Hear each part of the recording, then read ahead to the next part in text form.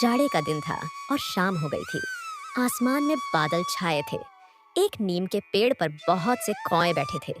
वे सब बार बार कांव कांव कर रहे थे और एक दूसरे से झगड़ भी रहे थे। इसी समय एक छोटी मैना आई और उसी नीम के पेड़ की एक डाल पर बैठ गई। मैना को देखते ही कई कौए उस पर टूट पड़े। बेचारी मैना ने कहा, बादल बहुत हैं, इसलिए आज जल्दी अंधेरा हो गया है। मैं अपना घोंसला भूल गई हूँ। मुझे आज रात यहाँ बैठे रहने दो। कौओं ने कहा, नहीं, ये पेड़ हमारा है, तू यहाँ से भाग जा। मैना बोली, पेड़ तो सब भगवान के हैं। इस सर्दी में यदि वर्षा हुई और ओले पड़े तो भगवान ही हम लोगों के प्राण बचा सकते हैं। मैं बहुत छोटी हूँ, तुम्हारी बहन हूँ, मुझ पर तुम लोग दया करो और मुझे भी यहाँ बैठने दो। कौओं ने कहा, हमें तेरी जैसी बहन नहीं चाहिए। तू बहुत भगवान का नाम लेती है, तो भगवान के भरोसे यहाँ से चली क्यों नहीं जाती? तू नहीं जाएगी तो हम सब तुझे मारेंगे। कौए तो झगड़ालू होते ही हैं। वे शाम को जब पेड़ पर बैठने लगते हैं तब आपस में झगड़ा किए बिना उनसे रहा नहीं जाता। वे एक दूसरे को मारते हैं और कांव कांव करके झगड़ते हैं। कौन कौआ किस टहनी पर रात को बैठेगा, यह कोई झटपट तय नहीं हो जाता। उनमें बार बार लड़ाई होती है। फिर किसी दूसरी चिड़िया को वे अपने पेड़ पर तो बैठने ही कैसे दे सकते थे। आपस की लड़ाई छोड़कर वे मैना को मारने दौड़े। कौओं को कांव कांव करके अपनी ओर झपटते देखकर बेचारी मैना वहां से उड़ गई और थोड़ी दूर जाकर एक आम के पेड़ पर बैठ गई। रात को आंधी आई, बादल गरजे और बड़े बड़े ओले पड़ने लगे।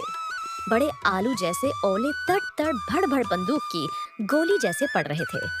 कौए कांव कांव करके चिल्लाए, इधर से उधर थोड़ा बहुत उड़े, परंतु ओले की मार से सब के सब घायल होकर जमीन पर गिर पड़े। बहुत से कौए मर गए।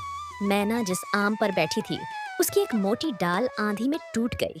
डाल भीतर से सड़ गई थी और पोली हो गई थी। डाल टूटने पर उसकी जड़ के पास पेड़ में एक खॉडर हो गया।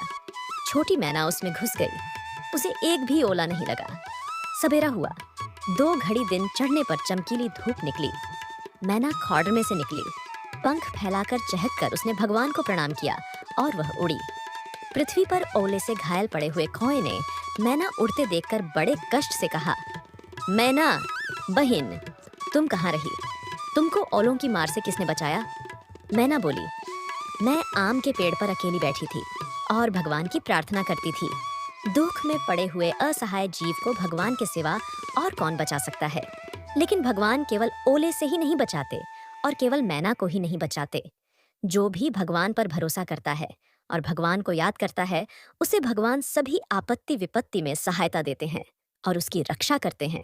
तो दोस्तों, इस कहानी से हमें यह शिक्षा मिलती है कि कभी भी हमें भगवान पर आधा अधूरा विश्वास नहीं करना चाहिए। हमें हमेशा भगवान पर पूरा विश्वास रखना चाहिए। अवश्य ही हर परिस्थिति में आकर हमारी रक्षा करते।